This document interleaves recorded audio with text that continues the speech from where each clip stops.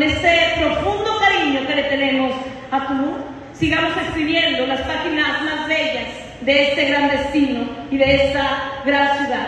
Una historia de esplendor de la cultura maya que se entrelace siempre con un presente colmado de oportunidades.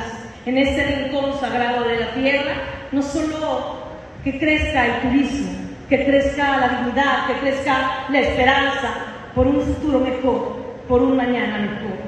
Que nuestras niñas, niños, juventudes, nuestras mujeres, nuestros pueblos originarios sean parte de esa transformación profunda y que la grandeza de nuestras raíces, la belleza de nuestra selva, la fuerza de nuestra gente siga guiando nuestro camino. Que Dios les bendiga siempre y